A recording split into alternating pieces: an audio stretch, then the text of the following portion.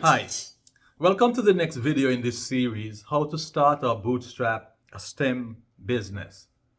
Um, I want to remind you that if you're liking the contents of this video, please feel free to subscribe and like, and of course, share with a friend the contents of this video.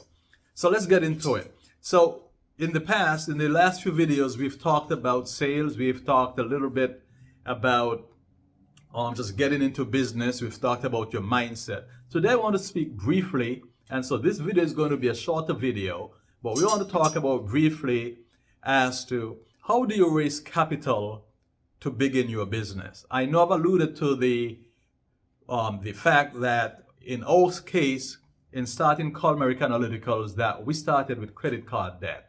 We simply went and used our credit card and purchased our first piece of equipment using credit cards. Well, what are some of the other things that you can do in starting your business, whether it's a STEM business or any other service or product business? Well, let's start at credit cards. Like I said, it's a great way to start a business. Why? Because you have access to cash, and every business needs access to cash.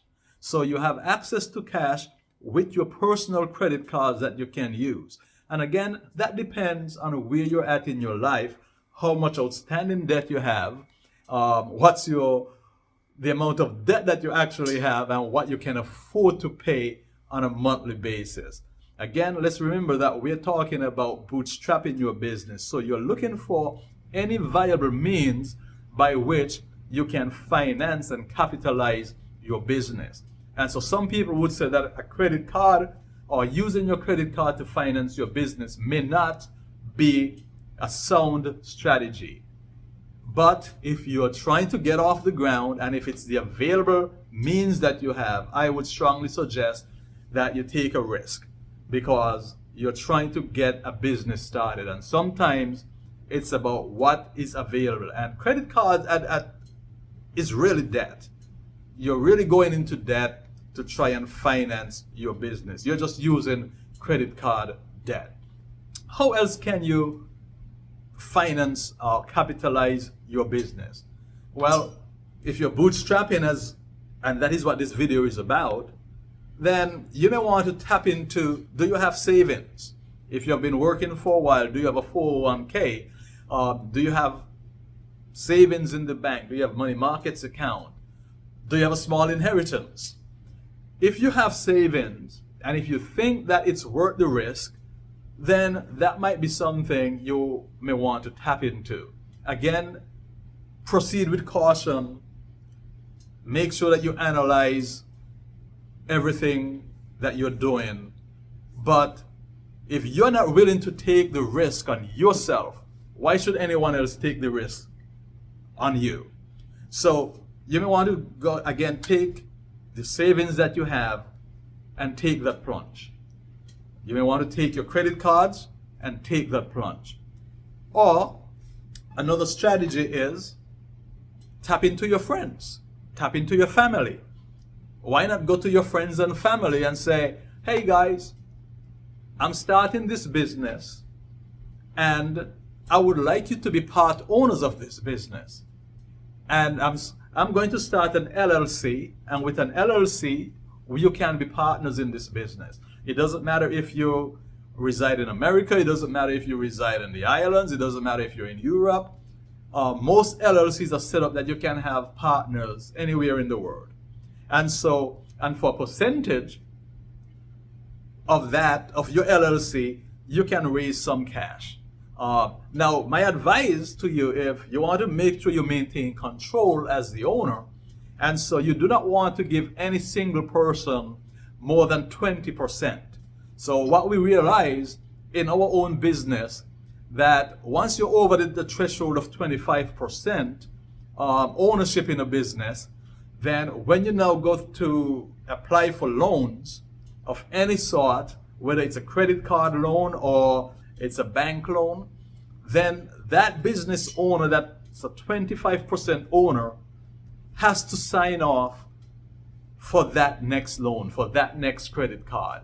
And so you have to be careful that if you're going to go that route where you're going to give equity stakes, you want to keep that equity stake as low as possible so that you maintain ownership, majority ownership, but because it allows you the flexibility later on to act independently without having to have signatures on every other purchase that you want to make going forward. So one, why not tap into your friends and family and ask them to buy a percentage stake? You know, set your minimum, whether it's $1,000, whether it's $10,000, whatever it is you think that is feasible for your business, and what it is you're trying to do and the capital you're trying to raise, that may be a viable option. Now, if all your friends just happen not to have any money, or they may have that money, but for some reason they are afraid to invest and become partners because they may think that, you know, if this business goes belly up, I'm going to lose all this money, then switch it up. Say, okay, instead of being an LLC partner, instead of being a partner in my LLC, why not loan me this money to begin this business? And so why not you just create a note? And again, you can take the same principle. So now instead of being an investor, you're just a note holder, right? And so you can create a note, whether it's for $1,000, $10,000, whatever it is. And again, it's based on how much you're trying to raise.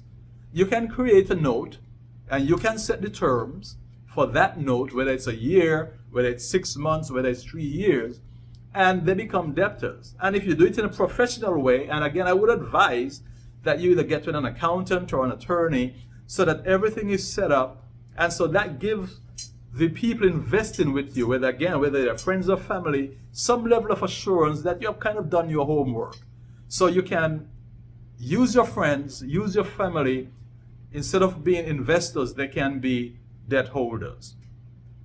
You know, so we've done that at one of the points in our business where we just went to a few friends and friends of friends and said, hey, we're trying to raise X amount of money to purchase this piece of equipment. Would you be willing to give us a note? And we had a few friends and family who were able to do that for us and kind of got us over a hump at that particular time. So again, you're not giving up equity, you're just taking a note, which you will of course want to pay back. And you want to pay that back early or you want to pay that on time. If you're going to take a debt from friends or family, please make sure that everything is legal, everything is documented. You do not want to ruin a friendship because you cannot pay back your friends. It's not worth it. So if you're going to go that route, think hard about it and make sure that you can pay them back. And even if the business fails, my advice would be to maintain your friendship. Even if that business fails, I would say find a way to pay back your friends and family. Because guess what? You may want to do something again later on, a few years from now, and they're going to remember that, hey, you know what? That business did not work, but he paid us back.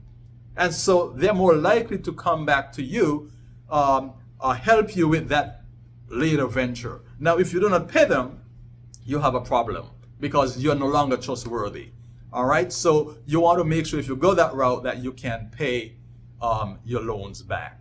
Look, guys, there are only two ways to have capital in a business. You either have to borrow it or you have to have investors. The more investors you have, the less control you have. The more debt you have, it means that you may just have some sleepless nights because you have to make sure your business works to pay those debt off. But there are really only two ways. You know, whatever instruments that we want to use to acquire the funds to start your business, they're basic two ways: debt or investors. Now, I happen to like the route of taking on debt. I'm a little bit more comfortable because I know I'm going to do everything in my power, whether the business fails or not, to pay you back that debt. And so I'm taking debt on in our business, and we have done that, and we have paid back everything so far that we have borrowed. And for those notes that are still outstanding, we are still making payments on those. So again, it's your comfort level. All right? And you have to be aware of that. You have to be aware of what you're comfortable with, whether it's debt or giving equity. Now, what else? How else can we do that? Well, you can always go to your bank. And some people say, well, whoa, you're not, if I go to my bank, banks are not giving loans. Well, again, if you're going to start up, why not just go and ask for a small loan? And you can ask for a signature loan. It only requires a signature. You can go to your bank and ask for a signature loan, and they don't have to know what exactly it's for. You can simply ask for a signature loan. Your signature becomes your collateral, and you can use that as part of your capital for your business. The fact is, if you're going to do business, if you're going to start a business, you have to become creative. You have to begin to think outside of the box. You have to begin to educate yourself in finance, in accounting, in the legalities of business, in just business operations. You cannot sit back and say, oh, this is hard. You have to go ahead and find ways to do it. That's legal, that's ethical, but you have to make a stand. You have to find ways to get your business off the ground.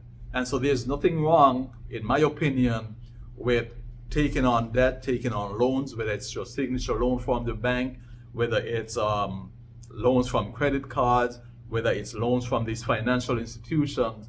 My advice, though, in taking on these loans is make sure you read the fine print. Take the time. Do not just sign. Even though you want to have the cash, do not just sign. Some of these loans documents may have clauses that triggers what we call an early payment. And if you have not planned for that, well, that's not good.